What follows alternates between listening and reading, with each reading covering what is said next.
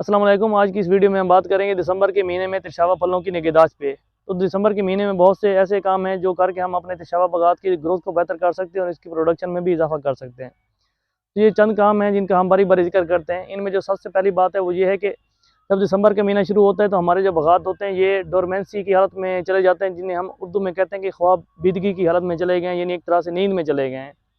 जब ये ऐसा होता है कि जब कुछ मौसम चेंज होता है, इस तरह का आता है हर मुख्तलिफ पौधों में कि जब जैसे ये बहुत ज़्यादा सख्त सर्दी का मौसम शुरू होता है तो तछावा बागात जो हैं ये एक किस्म की नींद में चले जाते हैं। इस दौरान अपनी जो ग्रोथ है उसे मुकम्मल तौर पे रोक देते हैं और इस दौरान वो सिर्फ अपने जो रूट्स वगैरह हैं उन पे तवज्जो देते हैं। तो क्योंकि उनकी ग्रोथ वगैरह शाखों की रुक चुकी होती है, तो इस टाइम में हमारे लिए बहुत शानदार मौका होता है कि हम अपने बाग की जितनी भी सूखी, बीमार और कमज़ोर जो शाखें हैं उन्हें काट छाँट लें। इसके अलावा जो गैर ज़रूरी शाख हैं उनको भी काट लें और इस तरह से अपनी जो बाग की एक प्रॉपर जो छतरी एक किस्म की होती है उसको बना लें।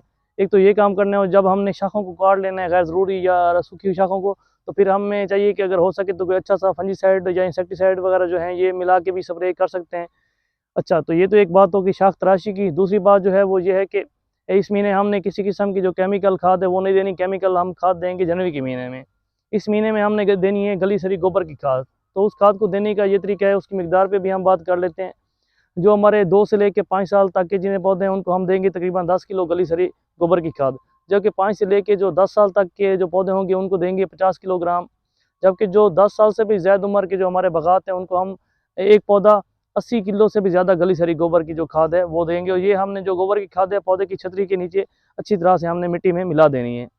अच्छा, ये शाख तराशी की बात हुई। उसके बाद हमने खाद की बात कर ली, खाद में हमने गोबर की खाद देनी है। उसके बाद जो तीसरी बात है वो ये है कि दिसंबर के महीने की अगर हम मौसमी हालात में नज़र डालें तो दिसंबर के महीने में जो कोहरा होता है वो बहुत ज़्यादा पड़ता है। तो इस कोहरे का जो बागात को भी बहुत नुकसान है, और स्पेशली जो छोटे बागात हैं जो 1 साल के सबसे ज़्यादा और उसके बाद जो 2 साल के होते हैं उनको भी काफ़ी ज़्यादा नुकसान पहुँच जाता है। तो उससे बचाव की हम कुछ जो तदाबीर हैं उन पे बात करेंगे। तो इस हवाले से सबसे पहले तो ये करना है कि अगर हमारे जो बागात हैं वो नए लगे हुए हैं और 1 साल का भी नहीं हुआ बाग, छोटा बाग है, तो हमने सबसे पहले तो बेहतर ये है कि हम शापर के ज़रिए एक-एक पौधे को ढाँप दें, उस शापर में कुछ सुराख कर दें। इसके अलावा टीने वगैरह की मदद से इस तरह से शापर को रखें कि जो हवा है उसका अमल दखल भी होता रहे, लेकिन मजबूती तौर पे जो कोहरा है वो हमारे पौधे को नुकसान ना पहुँचा सके और शापर के अंदर पौधे को एक जो टेम्परेचर है ज़्यादा मिल सके, जिसकी वजह से जो कोहरा है वो उस पे असरअंदाज ना हो सके। जबकि अगर हम शापर अफोर्ड ना कर सकें, शापर ना हो, तो फिर इसके अलावा हम किसी भी अपनी जो फसल की बाकियात यानी कि पराली वगैरह होती है उसको भी इस्तेमाल कर सकते हैं। उसमें हम ये करेंगे जो फसल की हमारी बाकियात होंगी उसको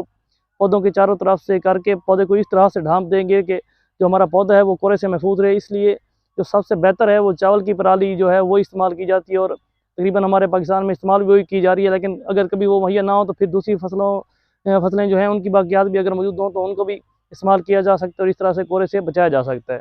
अच्छा, ये तो एक पौधे को ढाँपने का एक तरीका है, इस पे बात होगी। दूसरा जो हमने काम करना है वो ये छोटे पौधों को ढाँपने का है, और दूसरा ये है कि जो मजबूती तौर पर हमारे बाग हैं उनको हमने कोहरे के दिनों में एक तो हमने जो बागात को है वो कोहरे के दिनों में पानी लाजमी लगाना है। इससे जो हमारी ज़मीन है उसका जो टेम्परेचर है वो थोड़ा दर्जा हरारत बढ़ जाएगा, जिससे हमारी जो फसल है वो कोहरे का थोड़ा बेहतर मुकाबला कर सकेगी। और कोहरे की वजह से जो उसके सेल या टिश्यू में पानी जमने से लगेगा, जब उसको नीचे से हरारत मिलेगी तो इस तरह से वो पानी जम नहीं पाएगा और जो हमारे पौधों के तने होंगे वो नहीं फटेंगे, और इस तरह से कोहरे से उनकी जो मौत नहीं होगी या उनको नुकसान भी नहीं होगा।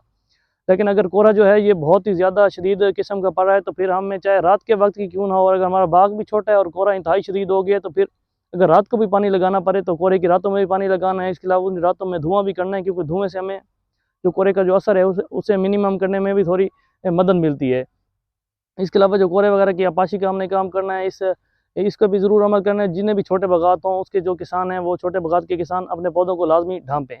तो ये आज की इस वीडियो में हमने कुछ बातें की हैं दिसंबर के महीने में तशावा फलों की निगहदाश्त पे।